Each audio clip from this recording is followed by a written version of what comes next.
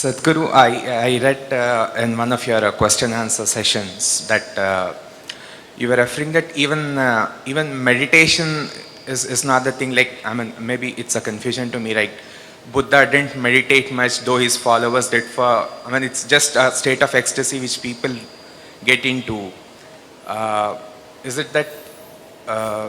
Like, of course, I meditate and get the feeling of bliss and ecstasy, and it remains throughout the day.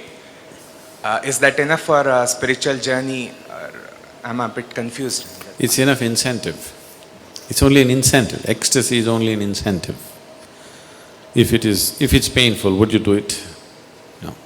So you feel blissful and ecstatic, that's only an incentive, that's not the goal. So Buddha was ecstatic? No, Buddha was never ecstatic. Did you ever see him dancing? He just sat like this. That's different. If I ask you to sit like that, would you sit? No. You need some incentive. So, just creating that sweetness in the system is an incentive. And above all, if you are feeling ecstatic within yourself, you become a better human being, isn't it? Aren't you? When you're very happy, aren't you a wonderful human being? Only when you're unhappy, you're a nasty human being, isn't it? Isn't it so? When you're happy, you're a wonderful human being, everybody is, isn't it? So keeping you ecstatic, a dose of ecstasy in the morning, the world is feeling better up. If everybody in Hyderabad started off in an ecstatic way in the morning, Hyderabad would be a wonderful place, isn't it? They start with tension, so it's something else is happening.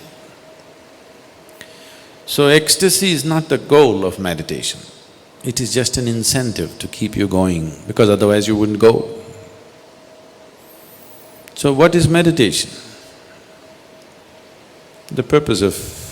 if we have to look at the purpose,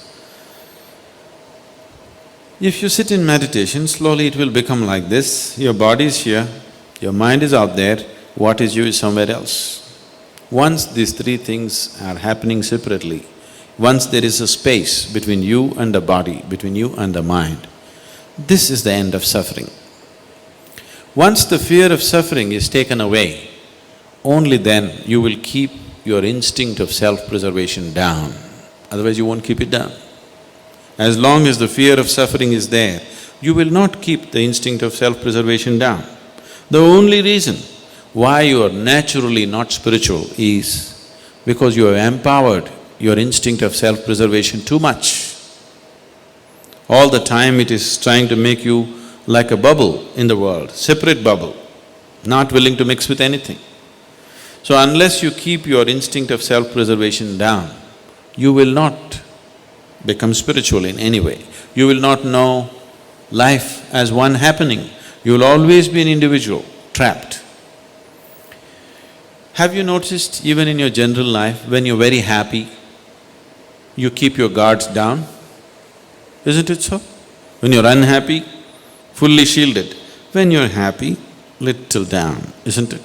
When you're very happy, it's all down. Have you noticed this? So this is the reason why you're willing to be happy only among certain people.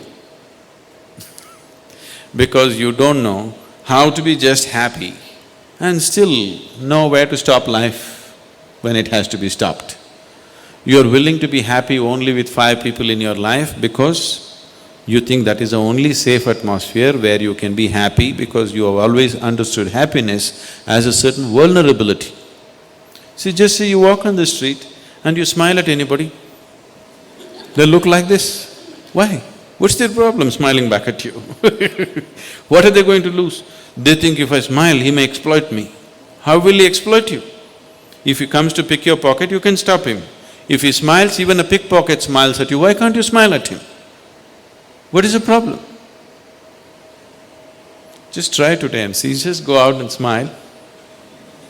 People who look like this, they're surprised, somebody is making me vulnerable to life. They want to go on the street like rocks, they want to go home and become life. Doesn't work.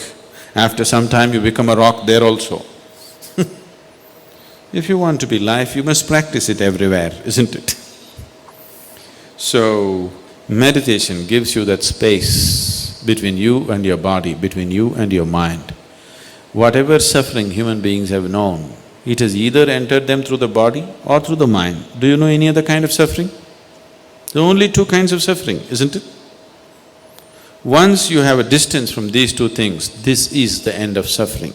Once the fear of suffering is taken away, only then you are willing to venture into other dimensions of life. Otherwise, no matter what I tell you, you are only looking for safety.